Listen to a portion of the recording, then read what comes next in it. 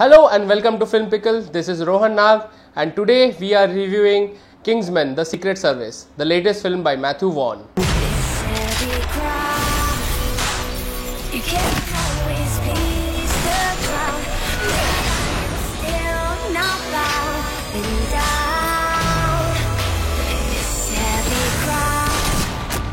Son of a bitch! Now Matthew Vaughn is a director who I've been following for quite some time. I like his work a lot. He has made really good films like Layer Cake, X-Men First Class as well as Kick-Ass. And just like Kick-Ass was his love letter to the superhero genre, this is his love letter to the spy genre. And this is one of the best goddamn spy films I've seen in a very long time. As far as the film summary goes, Kingsman is about the Secret Service, and now these people are outside the government control. They are secret agents and they are now inducting a poor kid among their ranks. They're supposedly aristocrats and they don't believe this poor kid can make it among their ranks as Kingsman. That is one of the challenges, as well as there's a villain who has a plot which I'll not explain to you because that's one of the movie's things. They don't explain the plot almost till the end. So this is Kingsman. It's about Secret Service, espionage, secret agents. It's basically like the formation years of a Bond film. The opening of the film is eerily similar to 2009 Star Trek, wherein the father does something heroic, he passes away, and then his friend goes and tells his son that, you know, your father has done really well and let's see, can you do better? Both have almost the same kind of opening. Your father was captain of a starship for 12 minutes. He saved 800 lives, including yours. I dare you to do better. Huge IQ, great performance in the Marines, but you gave up. Never had a job. Who are you? Your father saved my life. Dean says you're fair game. Boys. I've had a rather emotional day. The acting in this film is quite good. We have Taylor Edgerton. He's a newcomer who plays the role of Eggsy. Even as this movie starts, we as the audience think of, this guy cannot act. Come on, this guy is not good at it. He does not look like he's part of this movie at all. Like, there is a very polished secret agent and then there's this guy.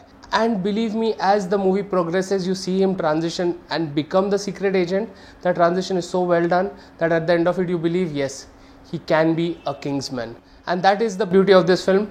They make you believe that this poor fellow, and by poor I don't mean like he's literally poor, he doesn't have any money, can become a suave, sophisticated secret agent. Other actors are Colin Firth, who plays his mentor, who has the leading role in this film. Then we have Michael Caine as the leader of the Kingsmen, as well as Mark Strong. In this one, he's the gadget guy, he's the smart fellow, as well as Samuel L. Jackson as the villain. They make a joke in this movie that a Bond film is only as good as its villain. And they got it very right. This movie's villain is quite good. After Nick Fury, this was a very, very different character. Samuel Jackson plays an adequate villain.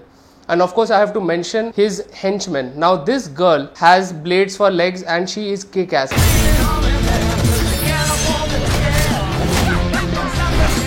Half the movie is just as good as it is because of this girl and her leg swinging, sword flicking action. And that is what makes a good Bond film, that's what makes a good Kingsman film. Now the action scenes in this movie are crazy violent.